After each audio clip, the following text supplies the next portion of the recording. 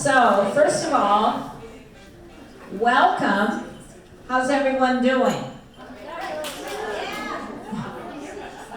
Okay, so the first thing I'd like to address, do we have any new members here today? Could you stand, please? New members. Oh, we're not members, we're guests. Oh, that's next. Okay. Okay, no new members, but we have some guests. I know we have one here, so we have one there. Could you please stand so we can welcome you? Yay, we have 3, 4, perfect, 5. Okay, we hope you will become members so that next month when I ask about new members, you'll be able to stand. Okay,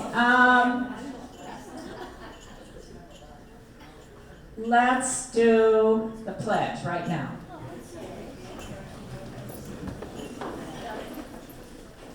I pledge allegiance to the flag of the United States of America and to the republic for which it stands, one nation, under God, indivisible, with liberty and justice for all. Okay, so this past weekend, Diane, the backlighting is so bad. You can't see your face at all. It's so bright. well, that's all right. Much better, much better. You don't need to see my face. All right, so this past weekend, I went to the West End for the Jazz Jam with Bart Weissman. And what a great time that was, 2.5 hours of incredible jazz. And the reason I'm bringing this up is I met Bart at the Grand Cru right after I was vaccinated because it was the only place in town that had any entertainment. And so I've become friendly with him, and he's the one who does the Provincetown Jazz Festival. And we are really fortunate to have been able to retain him for our big event that's coming up September 30th. Our art and wine tasting show along with the jazz of Bart Weissman and his group. So we hope you'll be putting that on your calendar. September 30th, it's Thursday from 5 till 7. It's a fundraising event for capabilities. So please think about that and try to collect as many friends as you can so that we can make this a great, great showing for capabilities. So the other thing that's coming up, we have a lot of really good events coming up. The other thing is the posters here we have, which is being planned, I don't remember the date yet, I don't know if we have one, November 16th for the Holiday Bazaar. And this is also something new, we've never done this before. So these two events, the Art and Wine Tasting Show and the Holiday Bazaar, are in lieu of our usual biannual event, which, because we couldn't plan for COVID this year. But our committees have done a great job planning these other two smaller events, and we hope you'll also put that on your calendar. The other thing that's coming up in December, of course, we're going to have our usual luncheon in December here, and we're going to be doing our baby shower, which we missed. Again, because of COVID, we usually have it in the spring, I think May. And so everyone should start collecting things that they want to be donating for the baby shower, and that should also be a pretty exciting event. And the other major event that's happening also in December 9th, by the way, so please mark all these things on your calendar. So December 9th, we're having our annual combined book club luncheon, but we're not restricting this to just the book club members, so this will be open to everyone, and that will be at the Cape Club, and we'll have the author, I didn't get her name. Catherine Grace Katz. Okay? Catherine Grace Katz. And she'll be talking about her book, The Daughters of Yalta. So that should be another really special event that we have coming up. Now, I just want to also remind you of some of the other new smaller, like monthly events that are going on. Susan Van Tol recently started a craft meetup, and I'm not sure if all of you are getting your emails or if you're reading them. I know sometimes we get inundated with them. So if you missed that, I just want to point it out again. If you're interested in doing a crafts group, please contact Susan, who is back there in the corner. Thank you. And also Judy Dionisio, who's not here today, just opened up an effort to create a game night. It will be either cards or some kind of game. So if you missed that email also, please look in your directory and contact Judy Dionisio. So it should be another fun event. And finally, Andrea and her little committee have been working. They were going to do pop-up events. So because there's been so much going on just recently, they decided to put off the beginning of that until the fall. So, but be watching for some other pop-ups. And also, again, Susan has restarted the Lunch Bunch. We're calling it that now. There's been so much confusion. So it was first solos, and then it became Ladies' Lunch. So we're now calling it Lunch Bunch. And that is, Susan. This Thursday at the chart room. Okay, the chart room this Thursday. So if anyone wants to go to that, please let Susan know also before you go today. Okay, the other thing is, we just added 2 more members to our board, so we're very excited. Previously, Joanne was doing the function of both programs and publicity, and it was a big job for her to handle all of that. So we have now got Helenka, who is not here today, and Lisa Bean to take over. And as you can see, we have to get 2 people to take over the one that Joanne held all by herself in addition to the program. So let's thank Joanne for all the work she's done. And welcome Lisa Bean, who's up here in the front, along with Helenka, to continue now with that function. Also, I want to thank Sue White, who has saved the day by agreeing once again to handle the scholarships. Yay. And thank you, Nancy, for taking over the 50-50 charity issue, which is a little complicated. Okay, I think that's it. The final reminder is, okay, hold on. The final reminder is membership, which is renewable in September. You can start sending your money in now. You can use Venmo. So don't forget to re-enroll. Joanne, did you have something?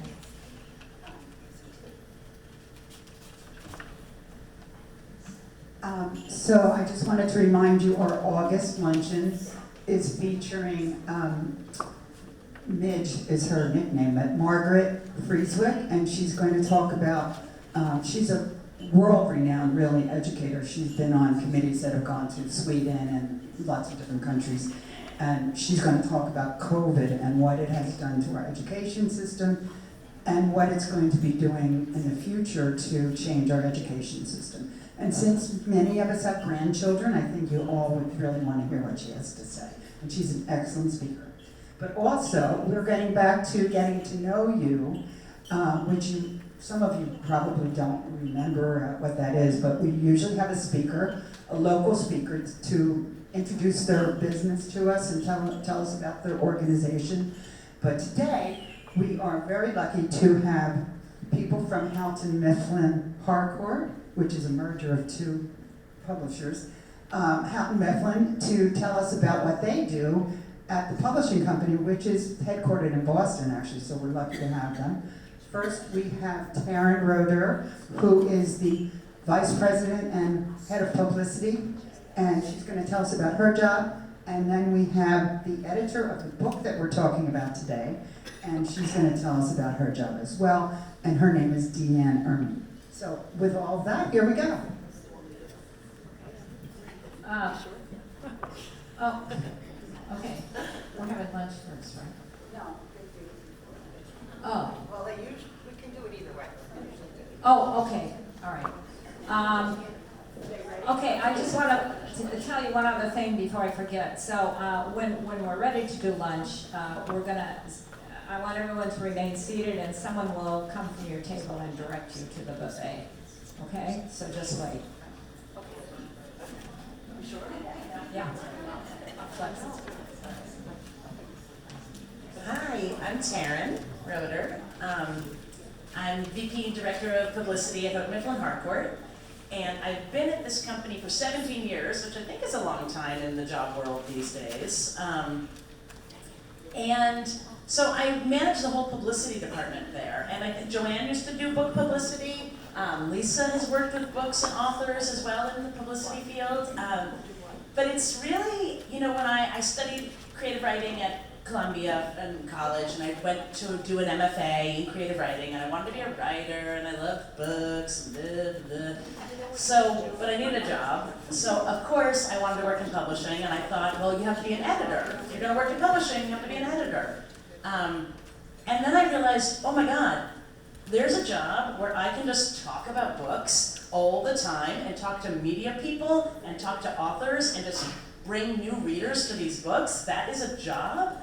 And so I was like, that's for me, obviously, because I can't stop talking and I can't stop using my hands, and I think this media world is mine. And so I thought that this was the perfect place, and it really was. So I ended up, I was at a publishing house that did all environmental books at first, and I did all the media attention for those books, and I ran that department. And then I came over to Houghton, and at Houghton I hadn't done fiction before. So at Houghton I work on fiction and nonfiction and memoirs. And I'm really trying to talk to the author and figure out what is their message, what do they want to bring out to the world, and help them to deliver that message. And I'm also trying to figure out what are the media outlets that I can get this message and this book out in the biggest way to the world. So I think about, if it's let's look at Julia's book. This is a book about female flight attendants and sort of history. And so I want to look at book reviewers, and I want to look at women's magazines, and I want to look at travel publications and podcasts and radio shows, and what are the TV shows that are possibilities. So you sort of have to be really creative and think about where all the outlets of this book could go to.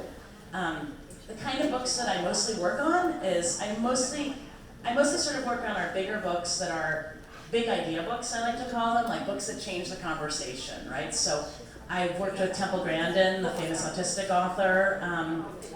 I've worked with Paul Tuff, is an author of Deanne's, and that book was on the bestseller list for a year. It's a book about character education and how better ways sort of to educate our children and what's important. And I've worked with another author of Deanne's was Nadine Burke-Harris, which is this physician who's really interested in what trauma does to your body. That was really fascinating. And these are sort of books that change the way we live. And Julia's book is sort of on that trajectory of how do these women get to where they are, and what does it mean to think about what did this do for the women who came after them?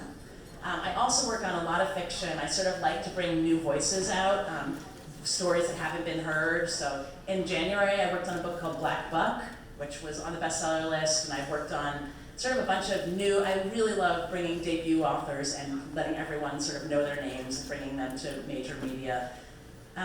So that's really what I do. In the real world before COVID, I was bringing the authors to the Today Show and bringing them to, NPR and, arranging these interviews and bringing them to these interviews and also setting up book tours.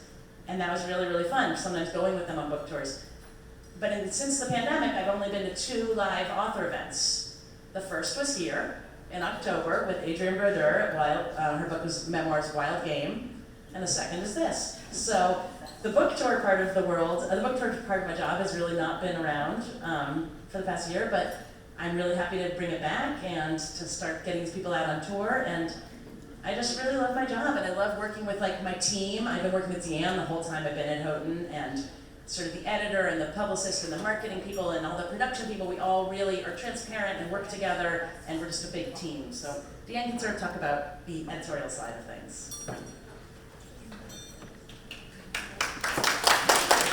I'm told the food is ready, so we're gonna have Deanne right before Julia. So Diana's going to tell you what order you're going to the buffet. No, they're gonna tell us. So wait for someone to come to your table. We're ready.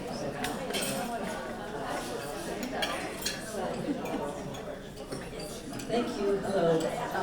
It's been really fun to be in the Echo Club, and we're looking forward to hearing more from members about what the club is. But we were also saying that it's the first time any of us have spoken to a group in public for a long time. So thank you for.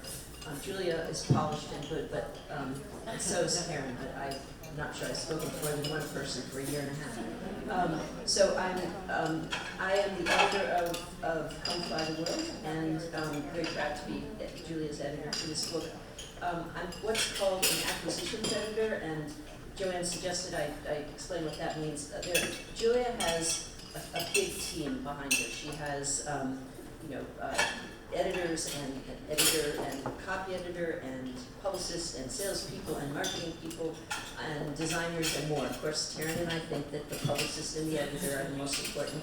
And in fact, as an acquisition editor, I do work really closely first with the author, just editing the book, doing Julia's a beautiful writer. She brings a lot of craft and expertise and social history to the table, and it's just my job to make sure that that's just exactly where we want it to be on the page. Editing there's no rule of how you edit. You see a book where it is, and then you ask, how can it be better? How can it be better? How can it be smoother? How can the transitions be made better? How can the story be told with more flow? How can is this well explained? Is the history really well documented? Does it feel new? Does it feel fresh? You just ask every question that you have, and it's the one thing I can say for people who write or are interested in writing. Just always ask hard questions about what it is you put on a page and how it can be better, and hold yourself up to just really high standards, because that's all it takes. Let's see, what else? Oh, so just quickly, the acquisitions, the job I do is I'm called an acquisitions editor, and acquisitions editors have, we're supposed to bring in books for the company that make money. That are successful, and we have a quota. Most acquisitions editors are kind of responsible formally or informally for bringing in maybe 10 books a year, so that's a lot. Then just the idea of shaping a book with the author and editing and making sure that you and the editor are going for the same book. And as I said, Julia, we had a lot of fun. I loved Julia's book from the start. It was a beautiful proposal. She's an expert and a very fine literary writer, so there was, it was really just a pleasure. But it was hard. Writing books are hard. And then when it leaves my hands, it goes to a copy editor. And I think copy editors are really the unsung heroes of our industry. They're not just the people who, make sure you've misspelled something or got grammar wrong. They really dive deep into every sentence, but they do kind of informal fact checking, and they turn into just mini experts in your field, and they catch bloopers that you just never would believe you'd make. So that's the second kind of editing that any book published by a great company goes through. And then just last, the process of publishing. Every time I publish a book, it's kind of like running my own little business or little cottage industry, because I can't just edit it. I have to fight to make sure it gets published well. And so, partnering with Taryn, for instance, at the start, when I partner with Taryn, I just say, okay, buy books. It'll be fine, more than fine. But we have a lot of fun. Making a book public is a blast. And so, Taryn and I certainly do talk and strategize, but Taryn's the expert in that. But I also just, an editor needs to give the marketing people what they need. If they say, wait, and I'm talking, give me an author questionnaire because I'm presenting to this book club and I want, so you just have to kind of produce materials often on the fly. salespeople will do that. They'll say, I'm going into a big account, I want to know this and that. So you end up just supplying the people who publicize and sell books. The editor's the one who just makes sure they have the materials they need to go out in the marketplace and make your book go big. So it's a team effort, and I've missed working with our teams closely. We've done okay, but I'm really looking forward to maybe another world where we can operate really face to face. Anyway, I'm glad to be face to face here. Julia.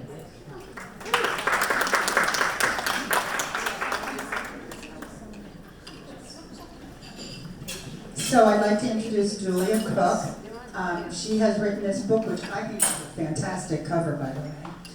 And the other night I actually met a neighbor of mine who was a Pan Am stewardess, and I begged her to come today, but she wouldn't come. But anyway. So Julia is a travel writer and a journalist, and she has written another book which is about Cuba, which I said they should start printing more copies of that right now.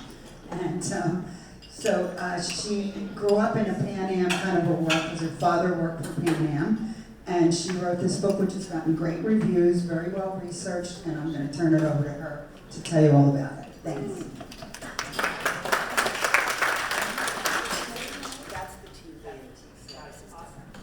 Hi everyone. Thank you so much for having me, Joanne, everyone here. I'm going to show you a couple of photos to start. Okay, so this is an advertisement for Pan Am for obviously asking for stewardesses. This is one of the first ads that I saw, one of the first images that I saw that kicked off my research for my book. I loved this concept, that it was an appeal to women who wanted the world. Can you imagine? You might be able to imagine. Maybe some of you saw this. Oh, got it. Yeah, maybe some of you saw this ad. I think it's a remarkable ad, and it's a remarkable sentiment. So I'm just going to talk. My plan is to tell you a little bit about my book, Outside the World. I'll tell you why I wrote it, why the women in it are so remarkable, and I think at the end we're going to have some time for questions.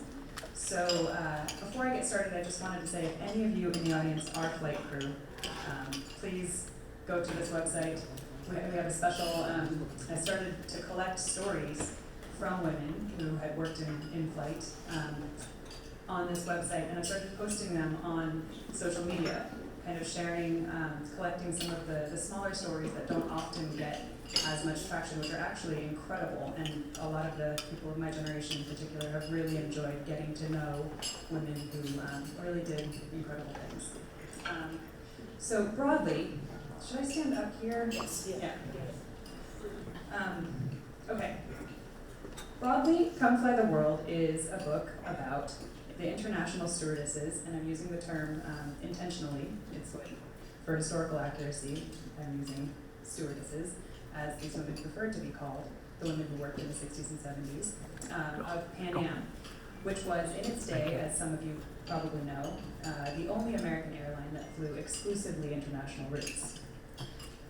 Which is to say, if you set foot on a Pan Am plane, you were stepping off the Pan Am plane in a foreign country. It's about the places that these women flew to, the way that they moved through the world, the work culture of the airline, and the largely unseen role that they played in the Vietnam War. More specifically, it's about the lives of 5 women and their time flying. It's about how flying impacted the choices that they made, how it impacted the lives they led. It's about the fun they had, the places they visited, the way those places changed them, and the challenges that they faced. And in the end, it's about how they, in turn, changed the world that changed them. One reviewer of the book said that it reads like a novel, but it was really, really important to me that the book be entirely factual, that it be about real women, that it be fact-checked, historically accurate, because in my eyes, the true place of women in some of the great scenes of history has often been ignored, as history has been written by men about men. I wanted to do my own small bit to center women who had not, I thought, been given credit for the really remarkable things they did. So the way that I came at this story, Joanne mentioned that my dad worked for Pan Am. He did, but he was in the legal department. He was not in flight service. I grew up traveling a lot, so I grew up on Pan Am planes. but I really had not thought that much about the airline at all on a professional level. I was living in New York, writing about travel and art and architecture. And I went to an event at the TWA terminal at JFK. I don't know if any of you've been there. It's beautiful. It's this gorgeous building built by Eero Saarinen in the late 50s. It's like a cathedral to the jet age. It's all swooping white lines and beautiful glass panes, and it's gorgeous. It's a hotel now, so anyone can go. But when I was, this was about 7 years ago, it was closed to the public. I was invited to an event that the Pan Am Historical Foundation was hosting there, and I just wanted to see the building.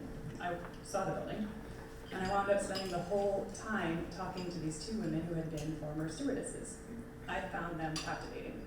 They were so, on the surface, they were beautifully put together, of course, but more than that, they were just so smart and interesting and funny. They were incredibly quick-witted. They talked about history and political machinations of the 60s and 70s with this level of intimacy and knowledge and just deep, deep understanding that I found captivating. So I wanted to know everything about them. So I started going to their events. I was going to luncheons, much like this one, women's club groups, events hosted by the World Wings International Association, which was a group of former stewardesses that unites them. They're still very active. They spend a lot of time together. They travel together. They're incredibly, in incredible touch. And I found that, much like the two women that had so impressed me at the beginning, almost all of them were just as smart, just as interesting, just as well-traveled, just as beautiful. They had this incredible combination of glamour and grit. So I wanted to find out how that had happened and how those two things seemed to live together in them so neatly. The more of these women that I met in that first phase of research, which was basically crashing parties, the more I sensed that they had never really been given their rightful place in the history of restless, ambitious, and world-changing women. In large part because the pop culture image that had been pushed on them was one of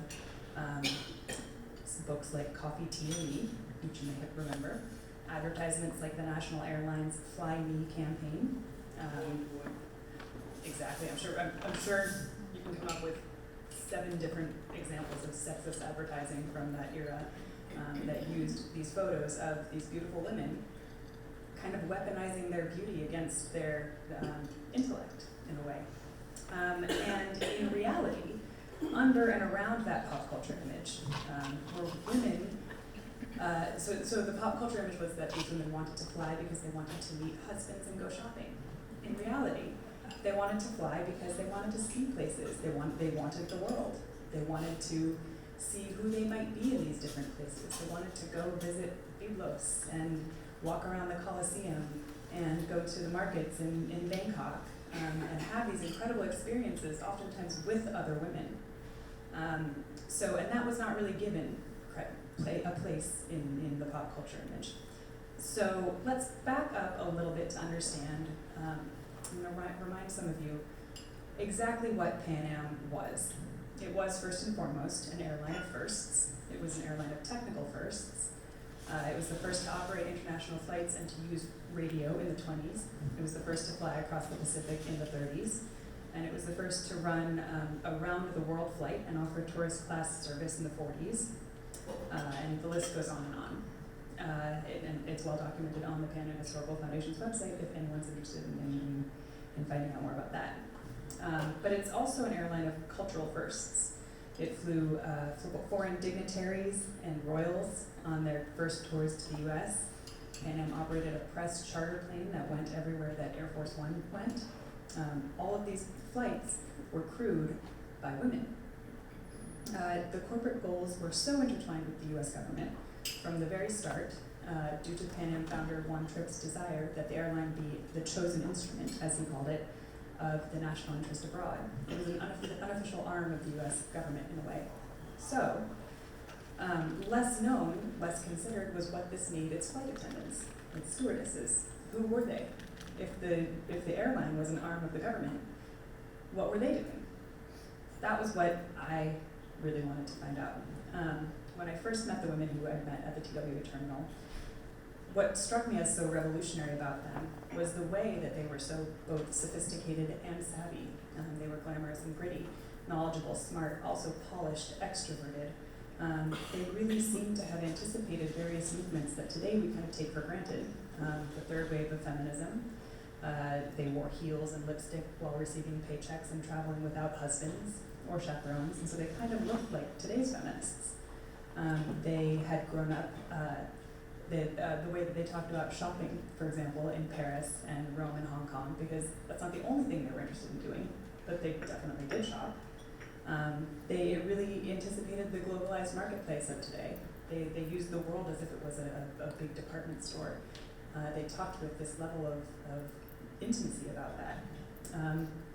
They talked about international relations with a really keen awareness of diplomacy and power, and how soft power and public diplomacy, the way that we talk about it today. The more I researched, the more I confirmed my instinct that these women were really revolutionary. My research was all interview-based. I started I talked to these women in these long, repetitive interview sessions, and then I went back and I fact-checked what they told me. I looked at archives. I read newspaper articles. I took a scene that a woman would tell me about, and I would go and check it against things that had been published, and then I would go back to her and say, okay, you told me about this. Here's what I read about it. What can you tell me about this other thing? How can we get deeper on that? Over and over and over again. And pretty soon, I understood what they had been looking for. When they signed up for this job, the job promised freedom, a paycheck, and the ability to stay aligned to some extent with the conventions of femininity, but also it gave them an incredible opportunity to do something incredibly exciting. Over and over, I was told that these women had felt that they'd had 4 options of career choice. They had secretary, nurse, librarian, teacher, or stewardess. So that's what they were aiming at. The job itself, just as a reminder, was so incredibly selective in those days. In 1968, it was listed as the #1 choice of graduating high school seniors. U.S. Airlines hired 2 to 3% of their applicants, which makes it more selective than Harvard is today. So on Pan Am, the requirements were very rigid. They reflected a real contradiction. Some of the requirements were frankly quite sexist, in that the women were subjected to height and weight requirements. They were subjected to really rigorous scrutiny of their physical appearances in their interview sessions. They had to be young and unmarried, and if they got married, they could be fired. But the requirements back then were also intellectual. They had to speak 2 languages on Pan Am. They had to have college education, and to be able to think really quickly on their feet and assess and problem solve. And they were tested on those abilities in their interview sessions. The statistics, another statistic that really reflects that duality, is the fact that though these were women who were subjected to that kind of scrutiny of their appearances in these interview sessions, 6 to 8, so a full 10% of Pan Am's crews had gone to graduate school in an era in which only 6 to 8% of American women graduated from college. So they were an incredibly select group of women. They were united by curiosity, daring, the desire to see places and meet people that they'd never come across in their hometowns, and a sense of access to and involvement in the international, and they got it. They got multiple day layovers in global capitals like London, Rome, Monrovia, Beirut, Tokyo, Hong Kong. They got envelopes of company cash that were waiting for them at the hotels that they checked into upon landing in a given location.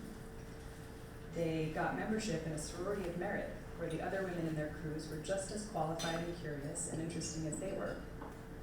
Those who'd attended graduate school had been the minority as women in the halls of, say, law or architecture school. But here, they've been chosen not in spite of their femininity, but because of it. So I've told you a little bit about who these women were by the time they were hired and why they wanted the job.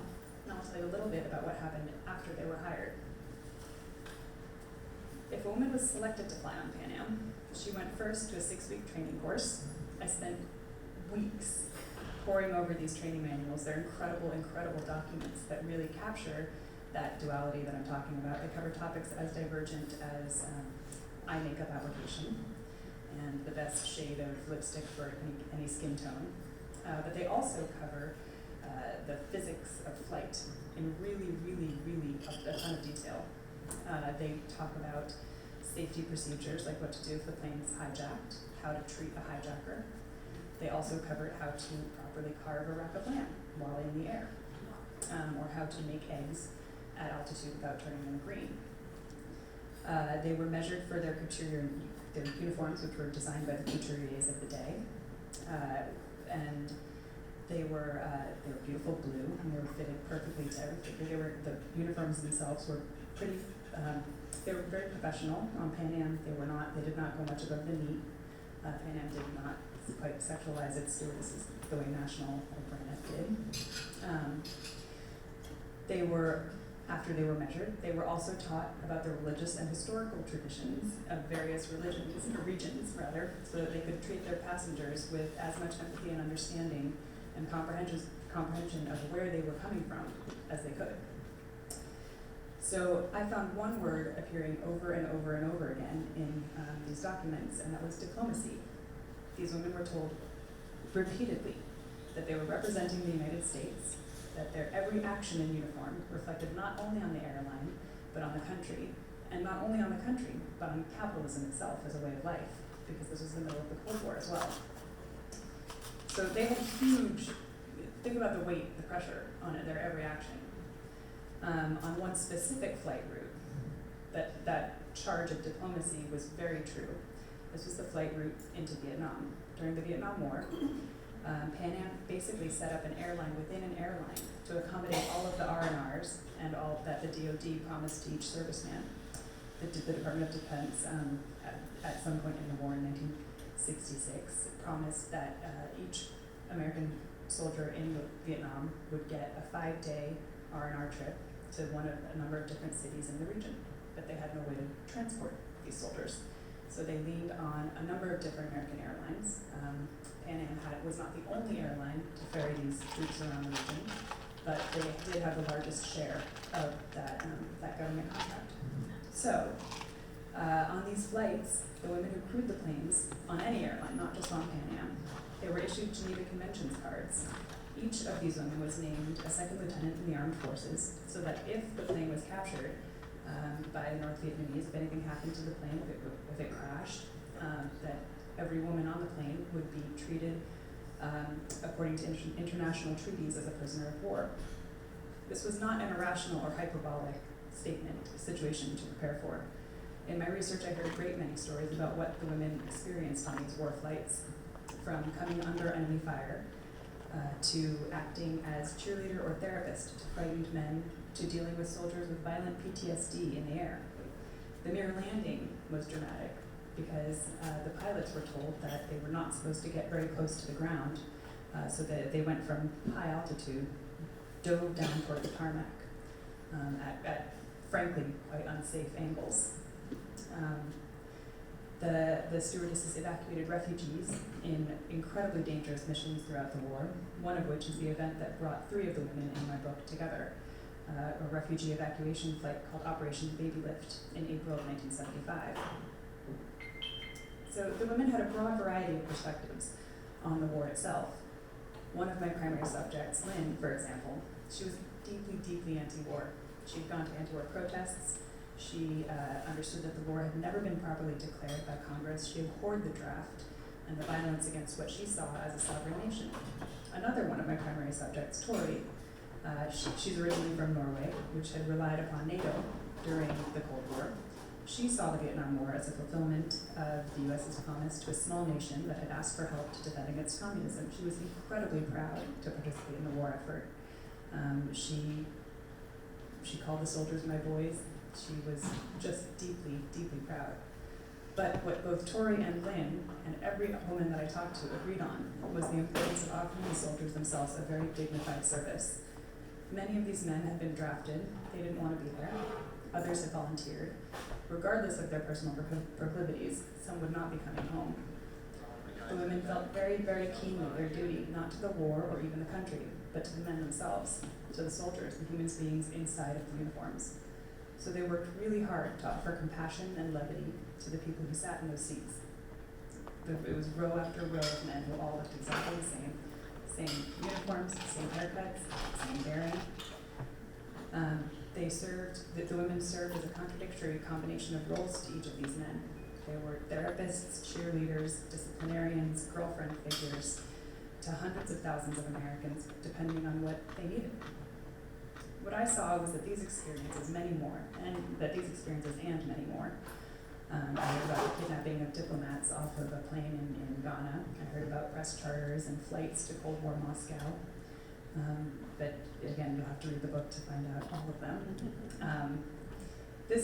These experiences were what had made these women seem to me like such agents of soft power or public diplomacy long before the term had come into frequent usage. Their job had involved these incredibly consequential, really active, demanding, dramatic, and dangerous undertakings. And yet it had also involved maintaining a veneer of effortlessness and grace through everything. What I realized was that was what had generated the attitude that had fascinated and impressed me about them from the very beginning. That combination of glamour and grit that I had mentioned at the start of this talk that I found so captivating. I hope some of you will pick up the book. I hope you'll see what I mean. And if you do, I hope you enjoy getting to know the women in the pages as much as I really enjoyed getting to know them. I found it incredible. I think we have some time for questions. So if anyone has any questions, I'd love to hear them. What was the event that caused the airlift of the children out of Saigon? So from basically 1972 or so onward, a number of different orphanages and international adoption agencies had begun to confirm adoption of refugees, of orphaned children out of Vietnam, but especially as 1975. Those started to be approved in 1973, and stewardesses on various airlines started to escort children to France, to the US, to various countries. As 1975 rolled around, there was a real bottleneck. There were not enough flights. There was no way to get the numbers of children that were actually formally adopted out of the country. So what happened was the Air Force donated a plane to bring these children out, some of them, a couple hundred of them, in April. That plane crashed immediately after takeoff, about 15 minutes after it took off. Half of the passengers died, the other half survived. And an American businessman from New Canaan, actually, a paper magnate, saw the news, was so horrified by it, that he fronted, I think it's in the book, but I think it's $250,000 that it cost to charter a Pan Am plane. And so a plane that was on a regular round-the-world flight was told in Hong Kong that the plane would be diverted and it would be moving, and that these women would be flying the next morning into Saigon to take out 400 children. And so that was the first flight of what became known as Operation Baby Lift, which was 2,000 children were granted. The U.S. authorized the emergency evacuation of 2,000 children.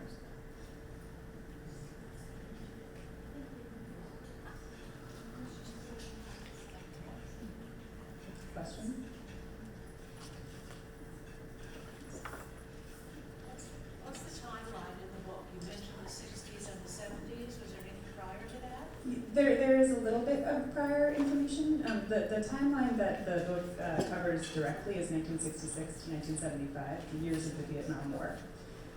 But it certainly covers the history of women in flight to some extent.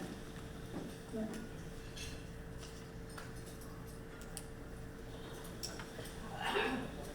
When did Pan Am go out of business and why? Pan Am went out of business in 1992.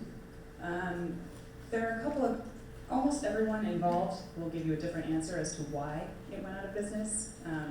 But the short answer is the Airline Deregulation Act, which passed in the 1970s, basically enabled competition on the basis of fares rather than competition via glamour or other things. So to back up, in the 50s and 60s, basically since the beginning, the Civil Aeronautics Board, the U.S. government,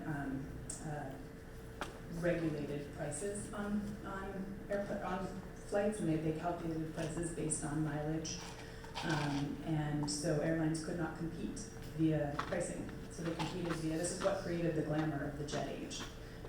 The whole reason why we glamour, why we have such nostalgia about the jet age is because we can thank the government for that actually, because they were the ones who kept prices equal, and so the airlines had to compete via the perks. So they competed via the best meals in flight and the best in-flight experience, the biggest seats, the nicest, the prettiest stewardesses, the different, all sorts of different in-flight perks. And then when the Deregulation Act passed, the airlines just began to compete via price. So the prices came down and down and down, and the perks also decreased because they could no longer pay for them. And many people think that's why Pan Am went under, that they just couldn't compete in that way. I would also add that I think that the 747, which was the biggest passenger plane, the Pan Am had put in a huge investment of money. They basically are the reason why that plane exists. And it just cost so much, and they had to fill these huge planes. The plane came out right as the recession hit, and they couldn't fill the seats. And that was, ever since the 747 came out, basically year after year, profits kept decreasing.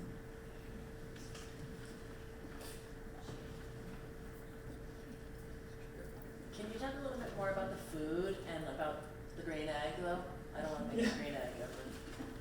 But just about the food on the flights. The food on the flights is incredible. So the food menus on the President's Special to Paris and London was, the menu was designed and provided, the recipes were Maxims of Paris recipes.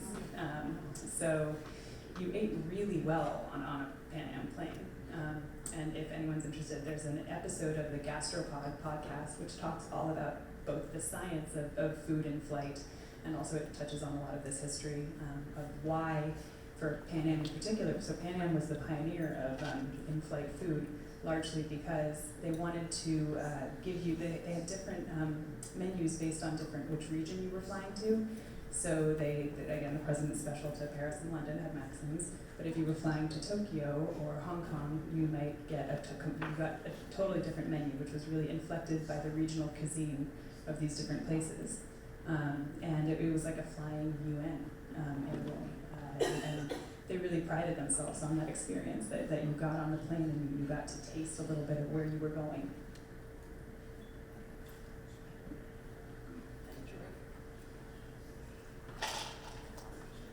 I don't know if you're aware of this, but there is a guy who collects Pan Am paraphernalia, everything, and he has created in his home or a special building, I don't know, that's inside a Pan Am plane. Yeah, are you talking about the Pan Am experience in LA? The Pan Am experience. So there are two big. Do you mean Kelly Cusack, or there's a man in New York who collects a ton of the two that I know of. Yeah, but he goes in there. It's like his room. He loves it. He feels like. No, it's just like being on the plane.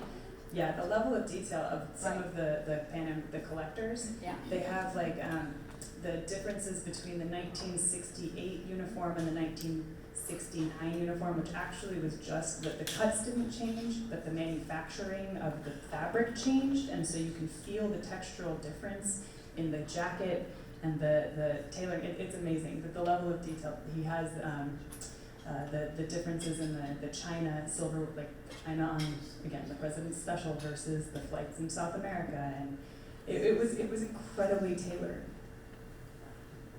Yeah, and there's actually in LA, there is something called the Pan Am Experience, which is a Pan Am fuselage that is, you can go and have a dining experience, eat in the lounge, and they make the menus from they follow all the old menus, and you can have your drinks at a table in a Pan Am plane.